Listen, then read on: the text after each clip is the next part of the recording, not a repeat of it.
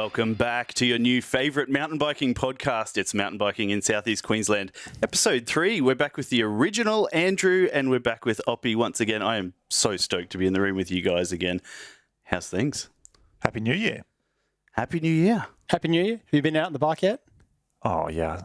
I didn't do my annual normal tradition of heading to Mount Nebo on New Year's Day this year. I was a bit soft and just went for a gentle road ride, but that's one of the things I like to do to celebrate. Annual, as in how many years have you done that? Well, I think you're up to 1 in a row now. Or 0 in a row.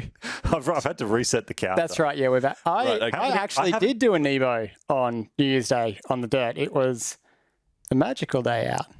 It's a year since I've done one. Nice. No.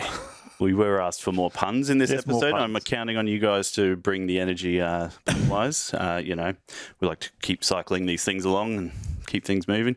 We can recycle other puns. I spoke too soon. Let's get on with the show. Oppy, you want to get into the first topic of the day? Yeah, so being New Year, I thought it's a time to look at, people have New Year's resolutions. Let's look at the future. Let's get our crystal ball out and do a bit of future gazing for mountain biking. But before we do that, do you have any mountain biking New Year's resolutions? Well, I said in the original first podcast, my aim was to get inspired and get out on the bike more. I have had many years of being around mountain biking, involved in mountain biking things, videos, photography related, but it's oftentimes get in a short way on the bike and then set up and start taking photos, and at the end of the day, get out of there as quick as possible to get my work done. So my aim this time, incorporate it into more events, maybe a day either side, more riding, or even just sticking around before or after and doing some more. And also getting my daughter into riding as well. It's time for her to upgrade from the 20-inch wheels to something a bit beefier and take on some more challenging terrain. So I'm keen for that. Have you got any cycling-related New Year's resolutions?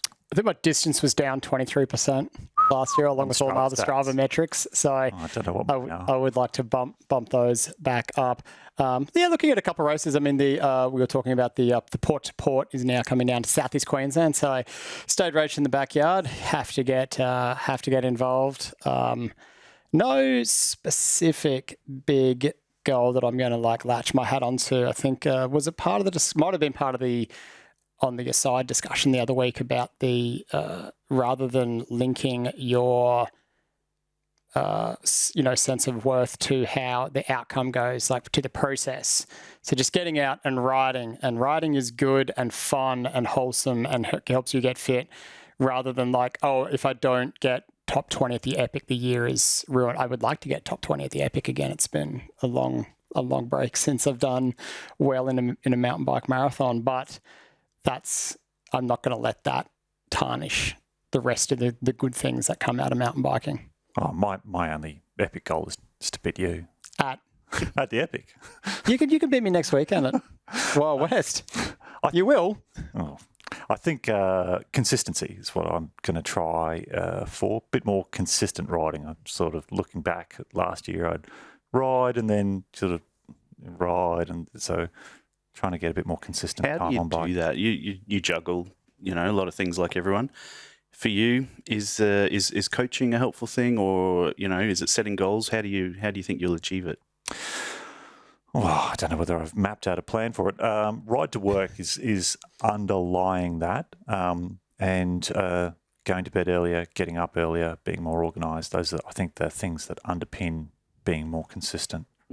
Commuting's the way, I reckon. Yeah. Yeah, and if I don't commute, take the bike with me in the car and stop on the way home and ride, because I find if I go to work, come home, and then have to get everything ready, it just doesn't happen. Or I'm like, it's too hard, I'll just go on the wind trainer, and that's not motivating for me. It's not an outdoor experience. I'm not out there in the bush doing what I love. It's just about, I've got to do X, Y, Z to stay fit. Yep. But fair call. So looking to the future, sorry, go on. Yeah, the distant future, the year 2000. Well, it's New Year. We're looking at the future. We're looking at New Year's resolutions. And I thought, well, what is the future of mountain biking? And what do we see for South East Queensland? We'll dig into that. But I thought one of the things I've always looked at is the best predictor of future events is past events. So to look back on your time in mountain biking, what were the, say, major technological changes that had the biggest impact for you in your time in mountain biking? This is going to make me sound old. Disc brakes. Swapping from rim brakes to set of hydraulic discs was, even though they were avid juicies, was a game changer. Just that ability to ride harder and brake later and much more control over your braking, and having brakes at the bottom of descents. Some of the old descents at the Epic on rim brakes, you got to the bottom and you were just on a wing and a prayer at that point. It amazes me how long road bikes took to go disc. Yes. I mean, stopping power in the wet, it just doesn't compare. And I think all the Pro Peloton now is discs, but they haven't really kind of worked out the speediest way to do wheel changes yet. But that was a huge lag for that sport compared to mountain biking. Any other suspension, dropper posts? I don't know. What do you think? Anything else? Just discs? That was probably the number one. I'd say number two was going from toe clips to proper cleats, having that connection to the bike. Because the other stuff for me evolved kind of gradually. I went from a hardtail with a very poor fork to upgrade it to a nice air fork, and then I went to what we would describe now as a primitive dual suspension bike, the original generation of the Giant Anthem. Which is, I love that bike, and I'm on an Epic now, so it's absolutely chalk and cheese. But it's been a gradual progression. Whereas swapping out from rim brakes to discs was, I took my bike to the shop and it came back and it was, oh my god, this is. It was a step change. Yeah. It wasn't a gradual progression like those other things have been. It was an overnight sensation in how much better it was. What about for you? The invention of the wheel, maybe. Well, I think we spoke about that previously.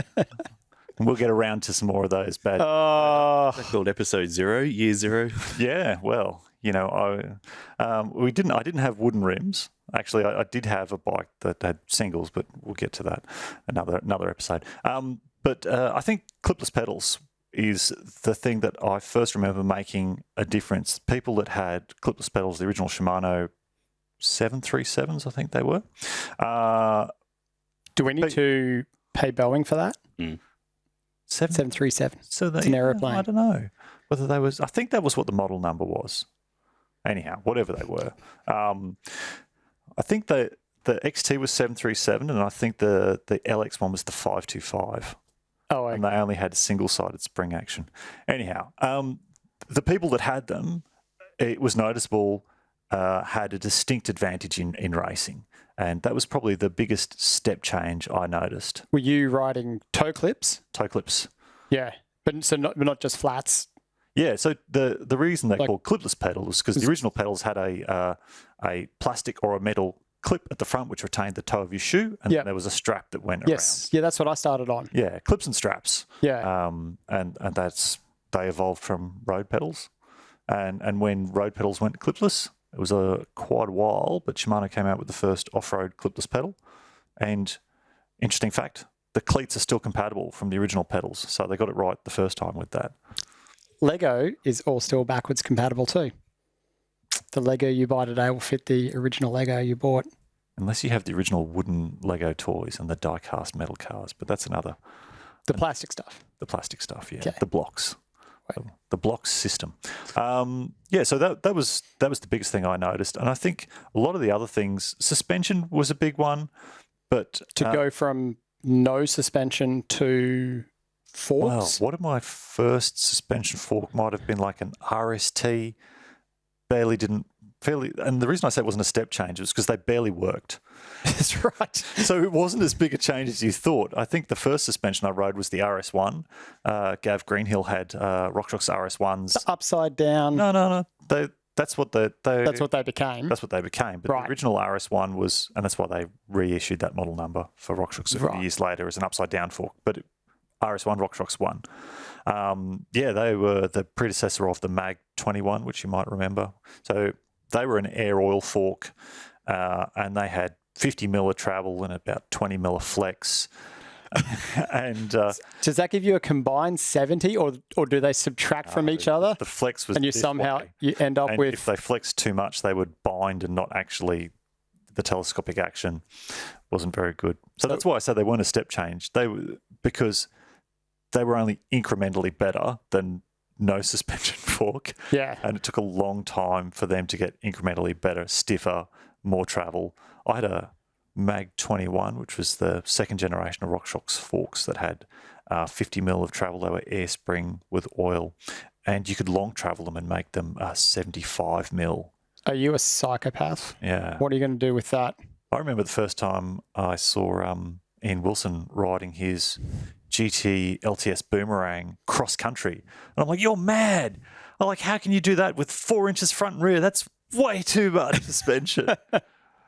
And he actually had a 3-speed Sachs hub with a 7-speed cassette on it, because you had a front chainring guide on his downhill bike, because that's what they were, 4-inch travel downhill bike. And he was the first person I saw sort of riding serious travel cross country. Yeah. He was a pioneer. But so I think technology. Right. Do you have I just any? love listening to you guys, but I think I'm going to have to look up half the words you just used when I revisit the podcast, because I started a fair bit later when I came into mountain biking. But I think the biggest change going on was when I went from 26-inch wheels on a hardtail as well, a giant XTC, to I was at a 3+3 race, and I was doing the first three, and riding on my hardtail, and Aidan Leffman lent me one of his bikes he had in the marquee, a nice plush. It was a lefty Cannondale something or other. I can't remember. Do love a lefty. Yeah, and I did a couple of laps on that, and my body went, "Oh, thank God!" And a Julie or just a? Yeah, it was a Julie as well. I mean, it was just everything was better about it. The wheels, everything, and then it was JUL.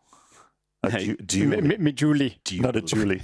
We were talking Ali G before too. But it was kind of that point I went, okay, 26, goodbye, time for a new bike. That was one thing that was changing when I guess early days when I was starting out.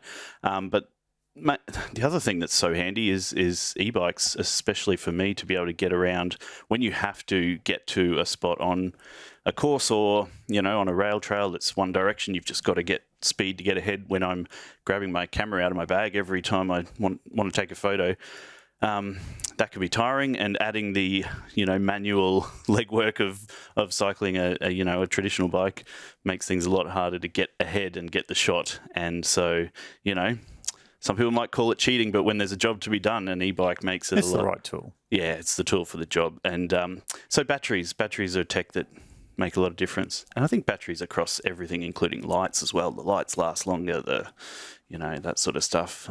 I'd like to dig into for me, that's a really recent evolution of the mountain bike. The e-bike? Yeah.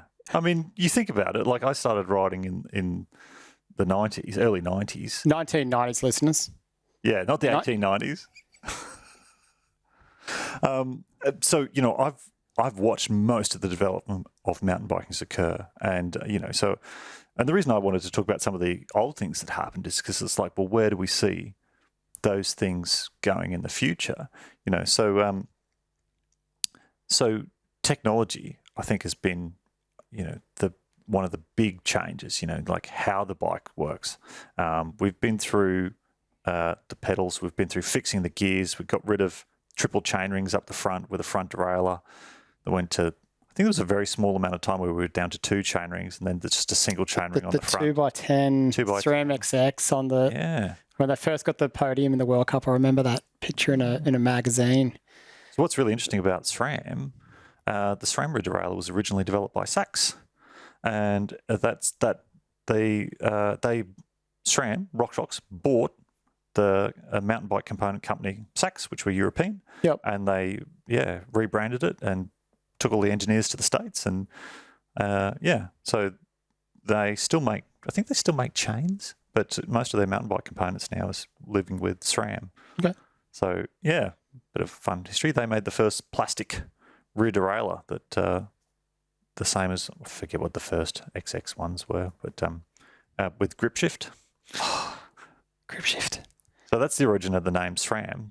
That started with grip shift, which was, around the bars. I think it was SRAM 7-speed, and then they had the fancy SRAM, which was called X-ray, and the plastic was clear and you could see the working mechanism inside. Oh, really? And so, those developments of the number of gears, but they occurred incrementally. We sort of went from 6 to 7. That was probably a step change because we went from screw-on freewheels to cassettes, and which meant a cassette, the cogs slide onto part of the body of the hub, and it meant you could have the outboard bearings, whereas, let's do it this way, the bearings at either side of the axle, whereas a screw-on freewheel had the hub body had the bearings, and then the bit that's screwed on didn't have any bearings, so you had this long unsupported section. And when you went from 6-speed screw-on freewheels, you couldn't go any wider because you kept bending the axles. And then that's why they developed the cassette body. And so it was incremental 6 to 7 to 8 to 9, 10. I'm not going to count all of them. We're up to 12-speed now, and I think Campag's running 13-speed on the road. Yeah, they've got a 13. And it's we're pretty much, I think, at the limit. I'm not seeing any I don't see 15-speed gears happening anytime in the future. I think we'll be moving past derailleurs at some point in the future. But that's kind of what I wanted to look at. So we've looked at, what do you see if looking back at those things that have changed and made a difference to the sport, and wheel size. We didn't really cover off wheel size. That was a huge revolution when we went from Zing. when we went from 26-inch rims to 27.5 to 29. But I'm not seeing any 32s on the horizon. 36-inch wheels actually exist. I have seen them out and about. On a unicycle? Yeah, unicycles. There's mountain bikes with twin 36s. And they rock it in a straight line. Diminishing returns, where you have increased rollover, but you have increased inertia, and you have decreased strength. So that 29 is a sweet spot for all the compromises. And you can see the rollover of a 29 is much, much, much better than a 26-inch wheel. But you still see 26s and 24s in freestyle. Mountain bike. There was a time it was outrageous that downhill were looking at 29-inch wheels because they were too big. Is that standard now in downhill, or is it still? So it took the first 29er I rode was absolutely terrible. I think it was a Surly Karate Monkey, and basically what they did was they just put road-size wheels in 26-inch mountain bike geometry. And the problem is that it lifted the bottom bracket, it changed the trail in the fork, the rims were still narrow, and they hadn't, also the axle widths was narrow as well. So when they first came out, you could definitely feel, hey, there's something here, but it wasn't a mature technology. It took 10 years from when they first came out to when I actually bought a 29er that I liked to ride. And in that time, I actually did go from 26 to 27.5 when they came out. I thought they were a good compromise. And it's probably only, maybe it's 4 or 5 years ago now that I went to a long travel 29er because they worked out how to get the geometry right. Reduced offset in the fork to bring the trail back. So trail is if you draw a theoretical line through the head tube to where it meets the ground and drop a line from the center of the axle down, that distance is the trail.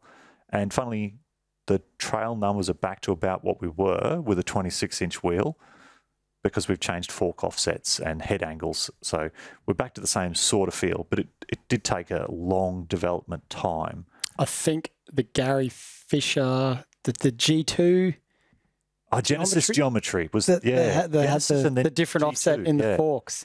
That was I think, Trek and Gary Fisher were early proponents of it that did a lot of that. But when you've got to start testing and development I went to 29er through just circumstance. I cracked my 26-inch frame and they didn't exist anymore. And I was devastated because I loved that bike. And they're like, oh, here's a 29er frame with 29er wheels. And we swapped all the componentry over. and it was one of the early Scalpel 29ers. That's what I rode. A Scalpel 29. Yeah. And I mean, It was a tool for the job. it was a weapon. It was a good bike. It was Have you ever done the experiment? Have you got an old 26er and gone back to it? So I would like to. I've got a GT Outpost that I actually got out of a skip bin behind Kenmore Cycles. The guy came in and it needed so much work. They're like, just buy a new bike. But they offered it to me, and I'm like, oh, I'll put new wheels on it, new drivetrain, new everything. But I had old parts. So I restored this thing to 26-inch wheels, full rigid, rim brakes, 26-inch wheels, flat bars, narrow. And it is, it's a weapon on the uphill. They're light, they're stiff, they're fast. But on the downhill, the brakes don't work. Like they resist you gathering speed. That's about it. And full rigid, tiny, like 1.75 tires, high pressure. And so you're almost out of control. And you're doing like all of 7 kilometers an hour. And so I actually went through going, right, okay. So what is the minimum I need to make mountain biking fun? So I had, I ended up, it's a similar bike. I had a GT Avalanche that I did this because I kept the Outpost all period correct. But on my old Avalanche, I'm like, well, I've got the equivalent here. I've got gears, rim brakes. What makes mountain biking fun? And I'm like, well, it's no fun with rim brakes and no suspension. It's pounding. You can't go fast. So I pulled another old frame out that had was suspension fork compatible, because the original bikes were rigid forks are shorter than suspension forks because they don't have that travel. Yeah. And so when you put a longer fork in it, it kicks up the geometry and plays havoc with it. So I got something suspension corrected. I'm like, well, suspension, yep, okay. Now I'm actually enjoying it, but I still can't stop. And it's terrifying because now you're going faster with the suspension. So it's like, worked all through the process, and I found that I like suspension, I like disc brakes, clipless pedals. I don't care about gears, and I don't care about full suspension. You can have the minimum to have fun on a mountain bike off-road is basically single speeding, a hardtail, some decent brakes, a suspension fork. You don't need fantastic gears because if it's too hard, just get off. But I wouldn't ride without clipless pedals. That was the one thing I could not go back to. Flat pedals is such a step change. And this is part of what kind of made me think about this, is like, what are the things that you can do without? To a lesser extent, I would throw in the change personally for me going from tubes in tyres to tubeless. I was on a dual suspension bike that had, I think, advertised about 80 mil of rear travel. It was the Scalpel, the zero pivot.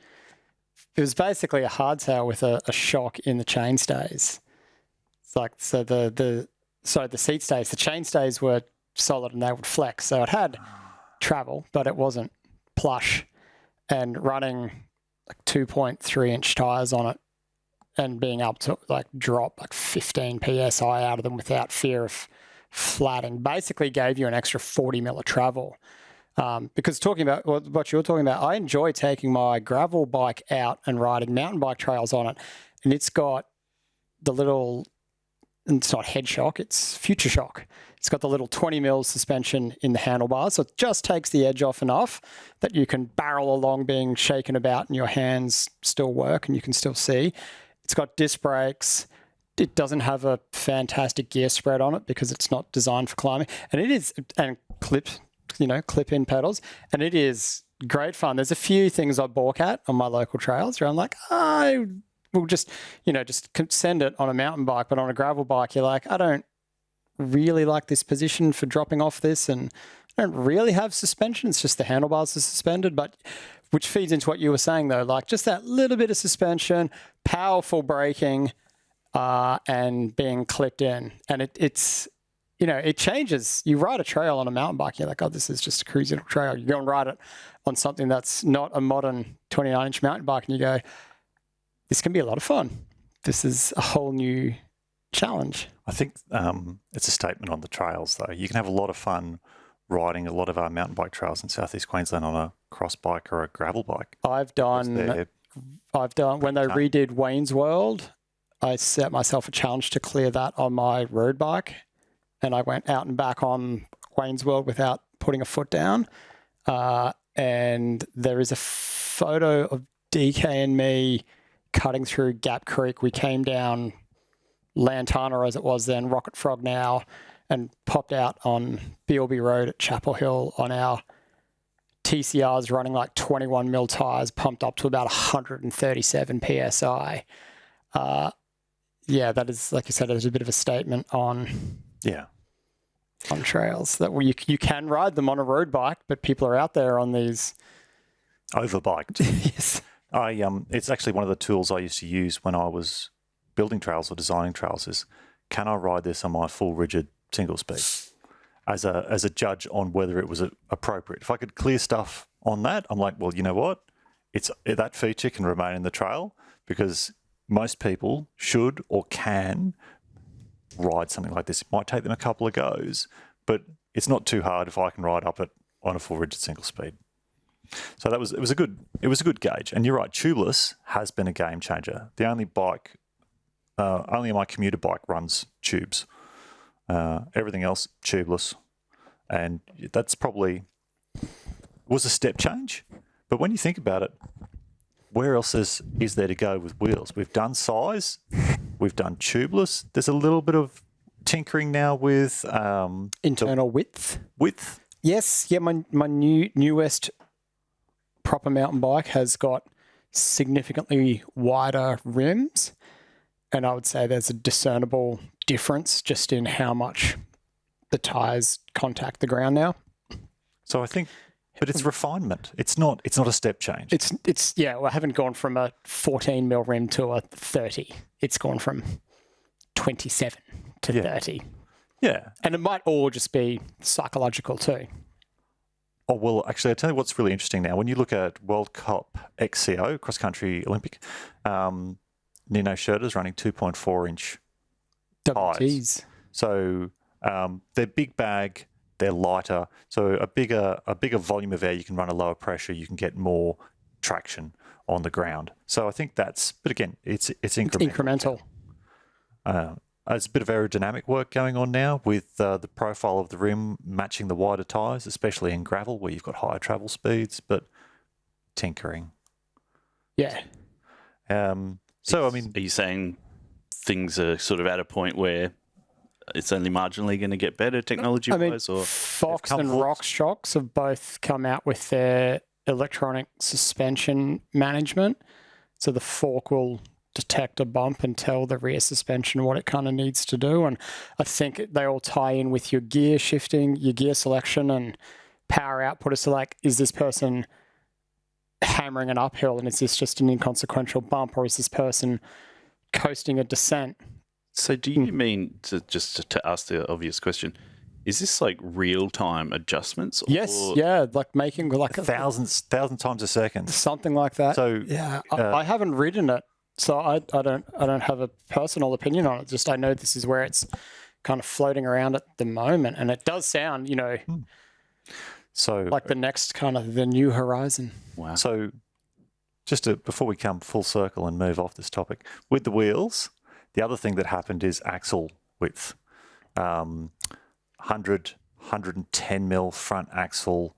So we went from 115 it might be now, and rear axles went from 130, which was the road standard, 135, 142 boost. Then there was super boost at like 150, and there were a few other downhill standards that came and went with rear axles as well. But again, it's all tinkering around the edges. The advantage of having wider axles, of course, is you can move the flanges out further, and you get a broader based triangle for your rim strength. Sidebar flange is just a great word. Oof. Sidebar, trademarking this idea. You're talking about real-time suspension adjustments, real-time tyre inflation up and down. It's been done. God, get out of here. I was about to Patent that. So, Yeah, it $1 wasn't. million. It's popped up somewhere. So it was run in the the Gravel Worlds. The women's winner, who I'm not going to guess. If I guess the wrong person here, I'm going to. But anyhow, the women's winner had. So it's a hub-based system, and it's electronically controllable. And if your tyre deflates, it adds a couple of psi a kilometre, basically. So it only robs a small amount of energy, and the hub has basically some form of piston, and there's a little tube that runs up one of the spokes, goes into the valve, and reinflates the tyre, which meant she could automatically, because it's electronically controlled, she could decrease the tyre pressure for the rough sections, and then increase it for the road section. That is awesome. I thought it was my idea for a second. Now I'm feeling a bit deflated. Oh, what a letdown! Tyres. Sorry to burst your bubble. Well, the original cycle tyres weren't pneumatic; they were solid rubber. If we really want to go back to the 1800s and talk about penny farthings and why wheels were so big back then, to make the ride smoother. And once I think it was Michelin pioneered the pneumatic tyre. That does sound familiar. Wasn't the original wheels on your bike legs because you had a horse? Yes. The hobby horse was the first sort of. I'm talking about an actual horse here. Oh, After they domesticated it when you were a young man. Yes. But Although we figured out Oppy and I are only actually 8 years apart, isn't it? We're not actually all that far apart in age. Won't stop you digging at him. That's all right. I'm plenty happy to be old. No, That's I mean, a success. The alternative is worse. It gives you the most wisdom and sort of authority to talk about the changes. So what's W word on your wisdom? Wisdom. Yeah. So I mean, like I said, are we at the point now where things are just going to change a little bit over time? So one of the things, and you alluded to it with the electronics, is I think the biggest change will be integration. And so the mountain biking technology, I think, is pretty mature. And so you're starting to see finessing, you're starting to see things being integrated. So Mavic Zap, and I think might have even been Browning automatic shifting. So these were electronic shifting components from, I don't know, 80s, I think Mavic Zap was. So, Really? Electronic rear derailleur. So it's not a new thing. The biggest change was making it wireless, which has taken a long time for other companies to catch up. Shimano most notably, after SRAM has a swag of patents. But there's a few other electronic dropper posts. But now you're starting to see that integration between the control of the rear derailleur and the control of the dropper post. And so electronic suspension control, I'm trying to think, the early ProFlex, I think they were Nolene, had an electronically adjustable valve stack in it. So electronics in suspension isn't new, but the application derived from other areas of motorsport and the microelectronics that we have now, so much smaller that we can get highly sophisticated packages inside at a lightweight in our mountain bikes. So the fork has an accelerometer inside it, and it can measure the force within thousandths of a second and alter the damping. So if you've got a big spike coming through, it can increase the compression and keep you at that optimum ride height. But if it senses that it's just like a low-speed repetitive bob because you're out of the saddle, it can just firm up the compression for that, but keep the high speed open for other things. And it communicates to the rear shock so it can adjust them front and rear. Holy moly. I now believe in magic. And that'll be a good... Christmas is just gone, but next to Christmas there's going to be a few electronic... I think it's great for racing. It's Formula One level. Does your average Joe need it? No, definitely not. And I think cycling is already an expensive sport. And when you look at your battery-powered shocks and your, like carbon ultra-weight frames and carbon wheels, it's really taking away from making the sport accessible and achievable. The heyday for cycling in Australia was, I don't know, in the 1800s, but it was track. Because you think about a track bike, no gears, no brakes, it's a steel frame, And they used to have thousands of people spectating at a velodrome. So I think there's a real risk for cycling to not disappear into its own sort of niche that is inaccessible to people. I think there's a little bit of it is coming back in some ways, back the other way. I bought a specialized chisel, or if you want to edit this, I bought an alloy hardtail. Generic alloy hardtail. For mid twos. And I'm buying some secondhand forks off a mate to upgrade the fork, but that's really all it needs. It's like you can buy a bike for kind of a couple of grand. I did a Nebo on it the other day. It goes good. I think alloy and the chisel is a great example. And I think Giant also have these. These are hydroformed aluminium tubes. So we went. Early bikes were steel. They're repairable. It's easy to manipulate. They were lugged frames. We then went to sort of TIG welded mountain biking steel frames, and the early alloy frames that were experimented with were used similar tube external diameters to steel, because that's the way they were made. And it was really Cannondale and Klein that pioneered oversized aluminium frames to have the same strength but lighter weight. So the problem with aluminium was its fatigue life. In the small diameter, it flexed too much and they broke. So I think maybe Elan or Allen, they might have been called. So they were an early aluminium frame, primarily in the road, and they just broke. There was experiments with, did you ever see the Kirk? Cast magnesium frames. No. So this is another dead technology, dead end in the divergent path of evolution for mountain bikes. But then, so alloy, but they were primarily tubes, and they were still welded. And then carbon, and the early carbon frames were carbon tubes, because they were easy to manufacture, bonded to aluminium lugs. And then we started to see monocot cast single piece carbon frames, and that was the evolution. And carbon frames have been around now for well over a decade. I'm not seeing. We should mention titanium as well, and that was around the same time as steel. But more than I got my first full carbon mountain bike in about 2011 or 12. Yeah. So somewhat related. Like, how often are you getting a new bike as the technology's changing? Are you you guys personally? Are you 7 years? Seven's the key number. Yeah, so I've done this experiment now on 3 different occasions. So when I bought my,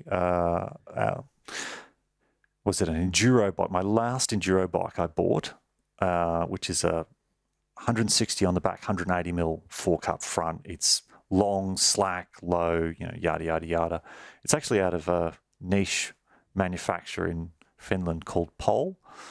And that frame design was way ahead of its time for the slack head angle and low bottom bracket and super long wheelbase. It's so big that the large frame is bigger than the XL Norco of an equivalent enduro model. But so the bike I had before that was the Santa Cruz Bronson, and I bought that. That was their first enduro model. It had 150 mil travel front and rear. And I kept that for 7 years. So when it was 12 months old, there hadn't been any changes. They were still making that exact model. They produced it for, I think, maybe 3 or 4 years. And then the next model had boost hubs. So suddenly my old bike was no longer compatible, but it was still the same wheel size. They were still 27.5s.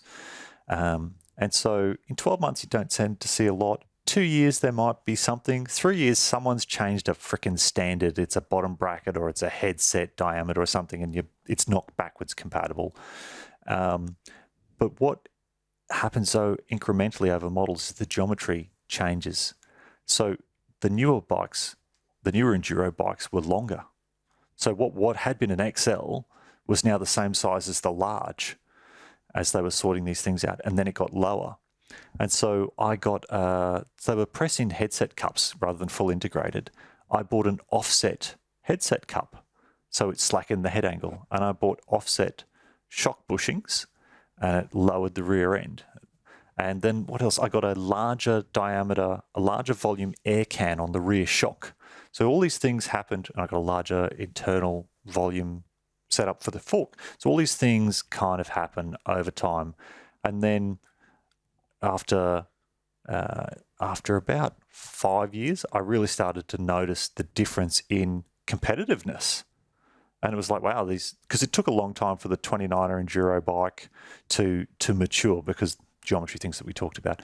But then it was like I went from being at the front of the pack to being the middle of the pack, and I'm at the back of the pack. And what really sealed it for me was I went down to Derby with a group of my mates, a lot of whom were now riding 29er enduro bikes, and we were riding down, I think it's called Dragon Tail or something, and big granite rock steps, and these long wheelbase big bikes, they were able to roll down, and the back wheel was still on the top step, and then the front wheel would land and it would roll out and they would drop down. And on my short wheelbase, small wheel bike, if I tried to follow them at the same speed, I was literally nosing into the ground. There was no rollout and going over the handlebars, or I had to go faster and wheelie drop. I literally just could not keep up. And I was like, it's time. Yeah. And it was 7 years. And before that, I raced 26-inch wheeled mountain bike for years and years and years. And it was a Specialized Epic, actually, Alloy Comp 1. And it was one of the... So 29ers were around, didn't like them. And 27.5 first was Percenti maybe, were making 27.5 rims for mountain bikes and saying, hey, this is going to be the big thing. And they just squeezed into the Epic. Oh, yes. And I tried that and I went, I like it.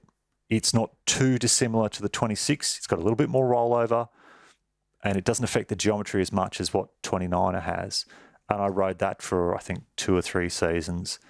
And then I experimented with 29s. And they weren't yet at the point where they were as good. They were still, the geometry just wasn't there. And I actually stopped racing cross country and went more into enduro at that point. I came back to cross country after a while, after I started going to the back of the pack in enduro. I was like, yeah, maybe I go find something a little bit easier. But yeah, so it was 7 years. What about you, Hubcap? So my latest acquisition, the latest change was just a couple of years ago. So I'm only a couple of years into that cycle and it still goes good. But that was, so there'd been, I think, an 11 or 12 year journey of my various iterations of my scalpel. But of course, I cracked my 26er.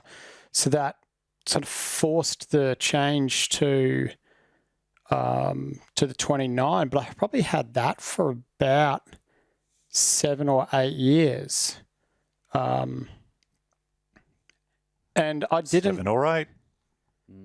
Just doing some quick maths on the back of an envelope. I don't think that was forced by, I'm not competitive. I wasn't competitive because I was unfit.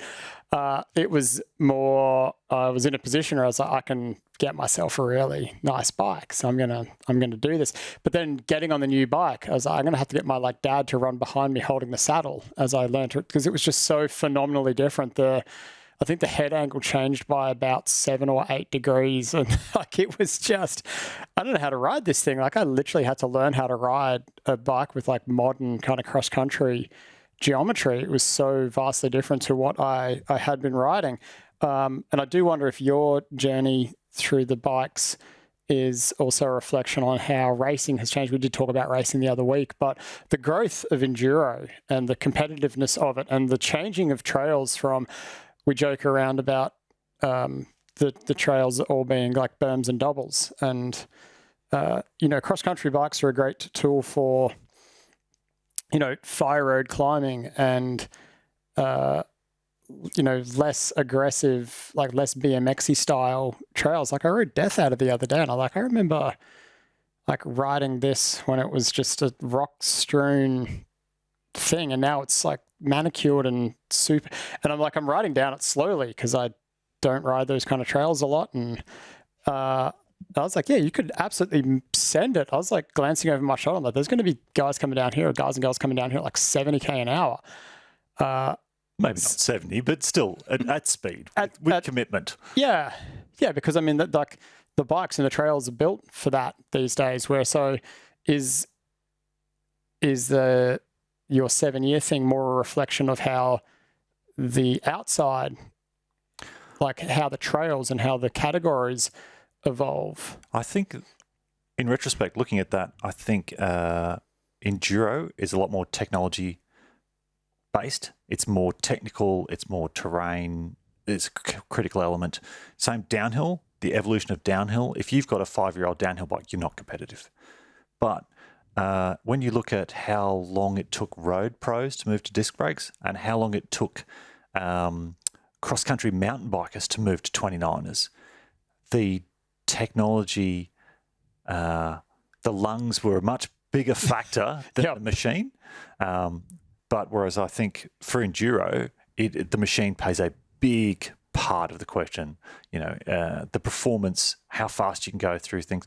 Tubeless tyres, you know, if you were still running tubes, you know. So I think you're right, but the bikes have become more and more capable. I see beginners now getting on a brand new full suspension, full power e-bike and just going through things that were impossible or nearly impossible to ride on a 26-inch rigid thing with wooden blocks for brakes that barely worked. You know, like Death Adder now, there are rock steps in that you couldn't ride down because we had no dropper posts. So it was seat up. They were short, long stems, so your weight was all the way forward. You would probably go head first into a hole. The wheel would fold underneath you and that'd be the end of your ride.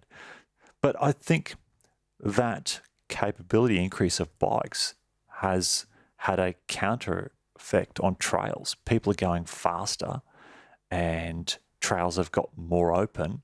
And as we've moved into mass appeal of mountain biking, to a lot of our trails are now machine built, so they're ironically smoother. So I think the technology has helped drive the change of trails, not the other way around. No? Yes? Oh, no. No further questions. Your witness. Pretty much, he summed it up well. I was just going to say, like, to wrap up from a technology side of things, if we were to wrap that up and start looking at perhaps e-bikes are bad. If we're talking the future of, said it. Bad for cycling, good for people. So, I despair when I see a little kid on an electric bike. I think, oh man, are we losing something here? They require more maintenance. They cost more. They're more intensive to produce, which actually brings me back to the aluminium thing. At the moment, there is a bit of a resurgence with building bikes out of aluminium because it's recyclable, 100% recyclable. Carbon isn't recyclable the same way. There are some attempts to chip carbon fibre and reuse it, but we're not at that point yet. So there has been a bit of a resurgence back to aluminium. And I think electronics in bikes, great for performance, but I think we do lose the simplicity, the serviceability, and the accessibility by adding complexity. Complexity adds performance, which is great for racing, but it takes away from accessibility. But then also to use like local motorsport as a bit of a sort of comparison tool. I think one of the most popular rally cars is was like the Datsun 1600B. Like Hyundai Excel Racing is popular because it's cheap, and the other thing is it's a much more everybody's car now is automatic. Like getting in and shifting and feeling the edge of the grip and no traction out on a race day. Like I know people that go out they take their motorbikes out to Queensland Raceway and whoop around. And that's part of it is like feeling that edge of that limit of how much grip. And well, I'll tell you a little story. A friend of mine, Chris McCormick, is a performance race car coach. Basically, he teaches people how to drive their fast cars. And there are the electronic traction control and performance control in modern sports cars. He said you can have someone who can plant their foot, they don't do any wheel spin, they take off and they're heading to the first corner and they would die. They wouldn't be able to make the corner if it wasn't for all the sophisticated electronics that lets them go in too fast, brake too late, turn too hard, and the car does it all for them. That's what I worry about with e-bikes. We're losing something there. I'd love to see a stock class mountain bike. So steel, rigid. Oh, maybe steel, disc brakes, fork. When Wild West went back to Castle a few years ago, I was trying to put that into. I was talking to JR, like bring in like a 26er category, 26. You know. Well, I think it's a 50 great level. centimetre bars. You know, just kick it old school. I know Rex Williams raced old school downhill. Raced in Adelaide. They had a retro class in the downhill. It was like, I think might have been pre-2000 downhill bikes, and you could race anything, but it had to be pre-2000 era. But single speed, we had a single speed class at Castle Hill when the state champs were there one year. In the wet? Don't remember. Okay. That would have gone all right that year. There was only two of us. But I think that actually we had the single speed national champs at Sugarbag, and Sugarbag next weekend is where the Wild West is. Yes. And I think it might be a bit too hard, but you can build a cheap beater single speed mountain bike for $500, especially if you choose 26-inch wheels, whereas an entry level mountain bike is kind of $2,000 to get something. Well, something you can ride regularly off-road and do a few events on. I'd say, anything you buy from a toy store is not a mountain bike. But, they don't last. They're heavy. They don't work well. They're actually not enjoyable to ride your cheap-end bikes. Yeah. So you need something of a certain Well, like you were saying before, you need that your suspension, the brakes, the clips. There's a few tick boxes, and the rest of it is... Yeah, I think there's a place. If technology keeps going, much like we said with enduro, there's a place underneath for something simpler, and maybe cyclocross is that thing. It's more accessible. But I think. So Oppy was alluding to self-riding bikes, I think, on the trails because they're doing everything for you. If there's, if people have problems with e-bikes out there, we're going to have problems with self-riding bikes going past. So downhill. They have developed self-riding bikes. So if you put a gyro flywheel inside a bicycle and you have sufficient AI and robotic controls, they can ride themselves. I don't think that's the way we're going for that. I do think for battery bikes, probably the biggest thing that's going to happen is we're going to get rid of gears. We're going to integrate the motor and the gearbox. At the moment, gearboxes have a high level of are much less efficient than a chain-driven drivetrain. So there's a lot of friction involved with it. You take all that away when you put a battery in there. I think maybe it's called, I'm trying to think of it. There's one prototype floating around at the moment on the internet where they've actually done exactly that. So I think that's the future of e-bikes. Get rid of the rear derailleur. Maybe it will drive efficiencies in a gearbox that we'll start to see for enduro. I think it'll take a long time before we reach high levels of efficiency for cross-country bikes. I think chains... very, very efficient. I don't see that changing anytime soon. Well, to take it back to what you were saying before about kids on e-bikes, I've been taking my daughter out on continuously longer rides, and that thought crossed my mind. Could I get her an e-bike and we could spend longer out here? But it was, between one ride one year and a ride the next year, I've seen her progression just on a standard bike. She doesn't have an e-bike, but seen her progression in getting up hills that a year earlier she couldn't get up. And, the confidence she gains from that, being in control, learning she can, achieve a certain distance or keep powering on after an hour or two compared to in the past. Do you think there's just a level of, with what we're talking about, bikes getting more and more easy to ride and things like that, is there a level of, at the heart of mountain biking, true mountain biking, is it just if you conquer something that you find difficult and get better and better, is that like at the heart of it, the way we approach our riding? I think this is part of what we were talking about too a couple of weeks ago in the first episode, whereas that's what it is to us, the challenge of it. It's not the mountain we conquer, but ourselves. But we also talk about, mountain biking's fun. Like we had to catch up with some old workmates at the end of last year. I was talking to a guy who's he's about my age. He's probably like 8% less body fat, fit as a fiddle. And he's like, I got an e-bike. It's great. Get to do 10 more runs a day.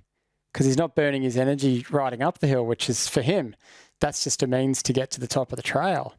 So it would be folly of us to say like, oh, mountain biking is all about these. That's what it is to us. And yes, there are these benefits. You do learn to overcome these obstacles and push yourself and those things. But for other people, like, no, man, climbing sucks. I did Mount Nebo the other day. That's it. Climbing can suck, man. It's and descending's fun. And for a lot of people, there's a confidence you gain in accomplishing something that sucks at the time. What do you call it? Type 2. Yeah, type 2. But are we taking away the challenge? Does everything always have to be easy? Do we teach people the quick solution? Go for the sugar fix. Don't worry about earning your turns. Just get an e-bike. But I think, look, that being said, I'm not totally against e-bikes. I've shuttled my downhill bike. I don't enjoy riding that uphill. I get it. And I actually kind of think that there are people that enjoy riding and there are people that enjoy pedaling. If you enjoy just riding, get an e-bike because you can do more riding. You don't have to put in the effort. I see the advantage in that. I rode with a guy today who was riding a $23,000 retail e-bike. That's not accessible for people. And if we want to bring more people into the sport and see the growth of it, I think there's a place for it, but I don't think we should lose everything that exists in a normal bicycle. They're simple. You can maintain them yourselves. They can also be a utility bike that you ride to the shop. I think there's. I'm sounding like an old grumpy man.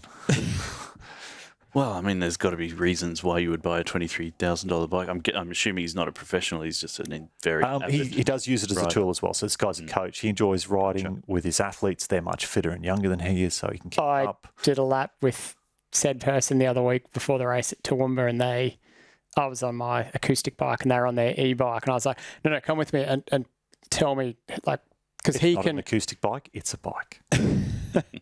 But he was able to, easily keep up with me without having to put the effort in and go, no, go back, rewrite that bit, take this line. When you get to there, consider what your options are, whether you want to go left.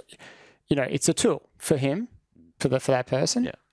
It's a means, he's got athletes that are much, much, much fast. He struggles to keep up with some of these kids on his e-bike. Yeah.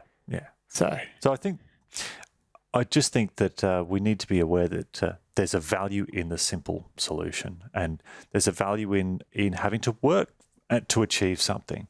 I think in our rush to, yes, we can, but should we? Or do we understand that this is something different to cycling? Can we edit in the Jurassic Park? Yeah. They're so obsessed with whether or not they could. They never stop to thinking whether they should. Well, I mean, we talk about AI. It's a widely unregulated space. So your self-riding bike, well, why even bother to go for a ride? Just send Strava it out stats. Yeah, send it out without jumping. Self-riding bike and just watch through your VR headset. Or maybe when you're at home in your virtual trainer, you've got your actual bike out there on the just trails, filming, and it can be out in the heat and the mosquitoes. You think it's safe. I don't have to worry about falling over. That's part of we discussed this is part of the fun of mountain biking but it's the risk. It's part of the adventure. And that's one of the things I'm like. Imagine that poor kid is, has got the e-bike or the e-run bike. Like, okay, that's a motorbike. It's like they miss out on a lot of experiences, and maybe that's just a new generation, and it'll be like people that don't drive manual cars. My kids are like, why would I bother? And I'm like, well, you're right. You're probably the last generation that will learn to drive manual cars. And in 10 years' time, the dominant car won't have a gearbox. It'll have an electric motor and it'll be battery powered. And it'll be AI assisted. I drove an electric car the other day that had lane correction, and the steering wheel went like that. And I was like, it was a branch Hyundai sticking out over the white line on the edge of the road, and it thought it was an obstacle, and it tried to autocorrect. And I was like, whoa, technology not sophisticated enough. No, I've got one of those fancy pants cars that I disagree with what it does sometimes. And I'm not happy about it. Yeah. But yes, should we finish that segment with the Looking kids forward. these days? Kids these days. Well, we went from a retrospective to a little bit of looking forward. We talked about where we thought the technology was going and where we're going to discuss. Let's wrap up technology and bikes and where we think the future's going. So we've talked about changes in the past. We've talked about where we are now. I guess this is your spot. Future predictions. What's the future of mountain bikes in, let's give you a 10-year horizon. What does the mountain bike of 2035 look like? Oh, it's putting me on the spot here. Look, I think at the top end, it's definitely going to be that integration that you were talking about before. There's going to be the power output, gear selection, front suspension input, tyre pressure, modifications, all of those things. We've already got biosensors you can stick onto your skin to measure your sweat rate and things like that. They've got blood glucose monitors, all of this sort of stuff, all of this integration of this technology. At the very top end, I feel like we're going to see more and more and more of that. You're going to, and at the top end, people are still going to be riding hard. There's still going to be these incredible athletes, but it's going to become like Formula One in the sense that it is just going to be so acutely refined and so the real-time feedback, like the telemetry they get, not just from the bike, but from the rider, is going to just be phenomenal. Like they'll probably end up doing like position sensors on people and, like muscle EEG and things like that, like built into your nicks, how much your quad's contracting and what ratio or what part of your pedal stroke. Like this technology exists. It's just about getting it into a package that people can put on a racetrack. And once you can start to apply that, I can see your finger waggling at me over here, Oppenheimer. So Shimano have just filed a patent for electronically adjustable cleats. So you could change your cleat position for the downhill and then back for the uphill. There you go. So I think optimizing the bike and integrating it, optimizing the athlete. You talk about blood glucose monitors. I think they've just been banned by the UCI. They have been banned by the UCI. For road? Yes. So mountain biking, it's one of the things, the road is a lot more conservative. Mountain biking has almost been a development area and things have come from mountain biking back across to the road. So an integrated, optimized athlete and bike symbiosis. Beautiful use of the word. But then I think there's also going to be more of a pushback to the other way. You're going to see an increase in the $2,500, $3,000 basic alloy bike that you can just go out and just put Ks on, and every so often you need to send your fork into Ado for a service and pump up the tyres and things like that. There'll be self-pumping, it's fine.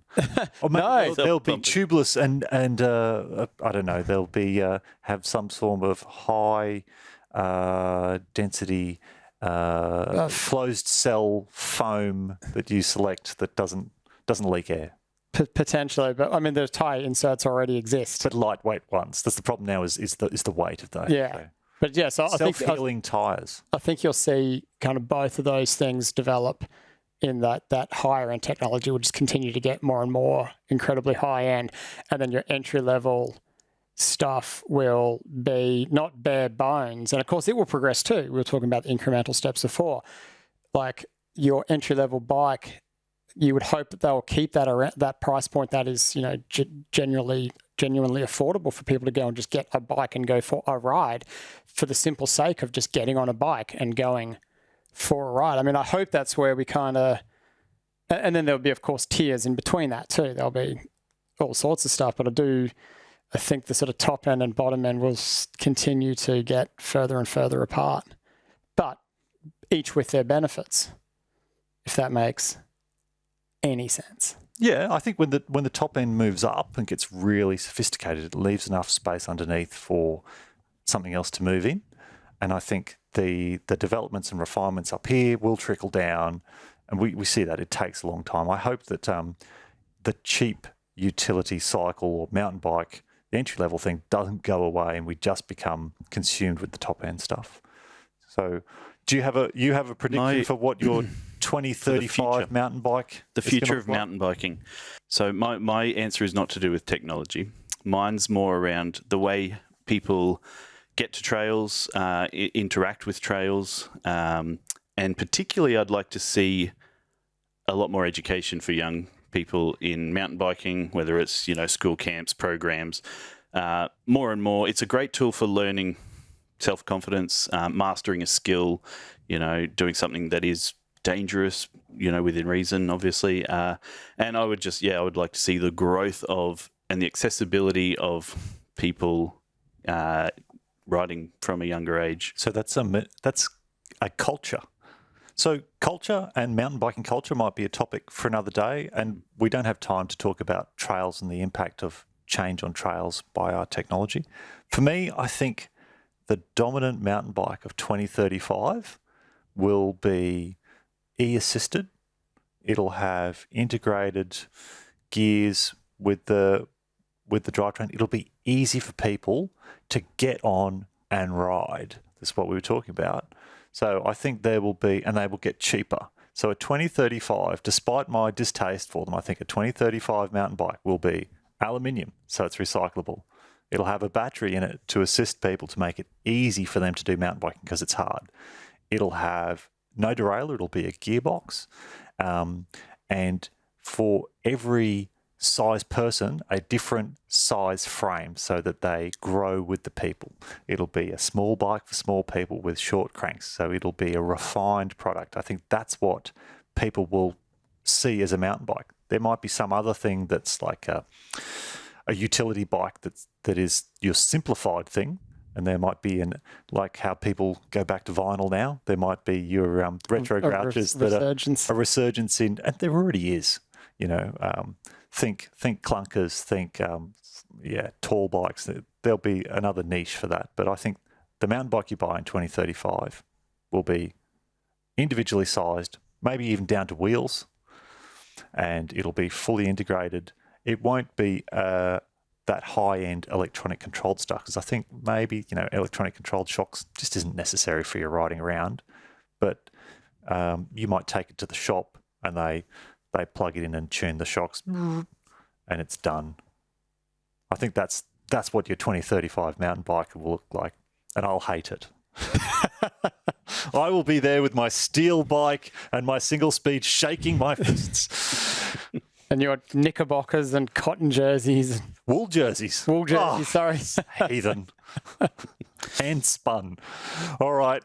Love to hear thoughts from others about their what they've seen change tech-wise or otherwise over the last however many years they've been riding a bike. Yeah, write in with your when I was a lad. Chuck it in the comments and throw us your questions for next time. Any other thoughts from you guys? Look, not from me at this point. The weekend starts. Well, the weekend started 3 hours ago. Whatever you're on, get out and get out riding tomorrow. The bike you have is better than the bike you don't. Just go out and ride. Run what you brung.